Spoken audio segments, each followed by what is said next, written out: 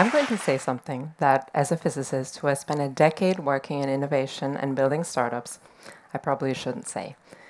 The most successful innovation that I know about isn't in CERN, it's not in Silicon Valley, and it's certainly not in any laboratory that I've ever worked in. It's in this tomato. 10,000 years ago, a small, barely edible plant grew wild in the Andes Mountains. Today, that plant exists in thousands of varieties, grows on every continent that humans inhabit, and has probably traveled farther than most of our ancestors. And here's the part that we don't stop to think about. The tomato didn't do this by itself, but neither did we. Humans shaped the tomato, but the tomato also shaped us. It shaped our agriculture, our trade routes, our cities. We evolved together. And I think that's true of probably every plant that you ate today, because we didn't simply emerge from nature and leave it behind. Much of the world that we have built is the result of a 10,000-year-old conversation with it. But somewhere in the last 150 years, we've stopped showing up to that conversation. I learned this the hard way. When I first moved to work in consulting in Milan, I loved it. The pace, the ideas, the espresso-fueled morning, and the call to deliver that presentation by midnight. And then one day, I woke up and I realized I could not remember the last time I had stood on soil, that I had stood under a tree and I really looked at it, that I felt sunlight on my skin and appreciated it because I wanted to have sunlight on my skin. Just rooms and screens. And what felt wrong and unnatural was not that it had happened, but that it felt normal. And it turns out it is normal. If you live in a city, you spend an average of 90% of your day indoors. That is around 22 out of 24 hours of the day. And by 2050, it's predicted that 70% of humans are going to live in a city.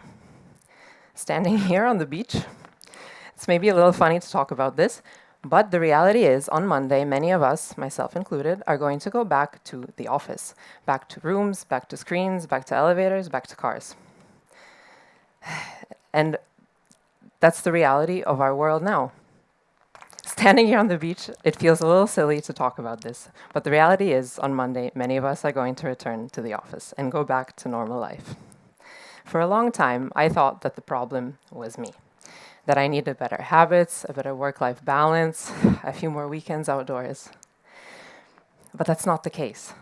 Humans did not simply emerge from nature and leave it behind. We are the result of a very, very long conversation with it, and somewhere in the past years, we've forgotten about that. I didn't learn this through a research paper.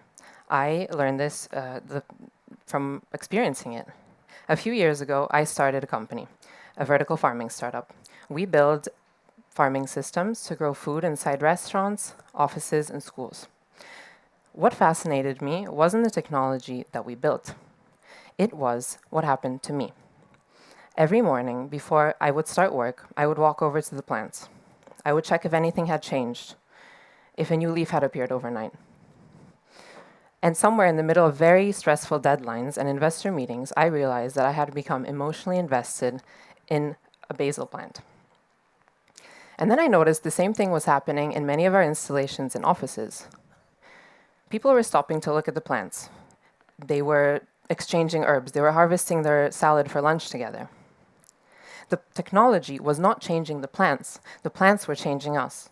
Because in a world that keeps us scrolling, consuming, and reacting, a living thing, even a little basil plant, is asking something very different of us. Biology refuses our timelines. You cannot convince a tomato to ripen just because you have a board meeting tomorrow. Evolution works over thousands of years. But think about this. Urbanization has happened in 150 years, and every cell in your body thinks that it's living in a world that no longer exists. Our eyes evolved in sunlight. Our immune system evolved in constant contact with the plants and the soil around us. Our attention span evolved in environments filled with movement, texture, and life.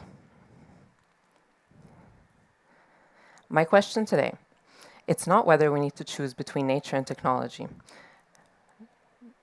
Technology helps us to do everything that we need to do. The future of innovation will be defined by how we measure the impact of the technologies. I hope that tomorrow we all take a chance to walk along the beach. You'll feel calmer, your shoulders will drop. You'll call it being on holiday. But I want to suggest to you that that isn't just the holiday.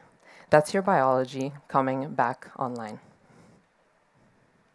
I started with a tomato, not because as a fruit it's extraordinary, because the relationship behind it is.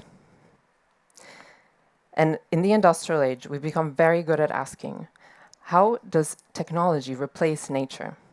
I think it's time that we start asking, what does technology help life do? The next era of our inventions is not going to be measured by how powerful they are or what a good technology it is. It's going to be measured by how it impacts our lives.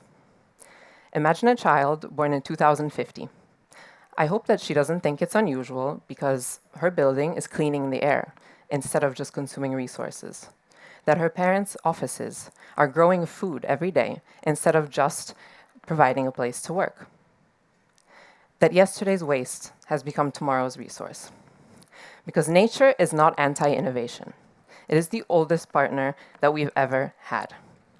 Working in startups, we worship a few words. We say scale, optimize, efficiency over and over again. But nature is optimizing for something very different. Nature follows different principles: regenerate, adapt, balance. Can we learn from nature, which has been successful for 4 billion years? The next chapter of innovation is not going to be defined by building a better technology. It will be defined by relearning how to design with life. Thank you.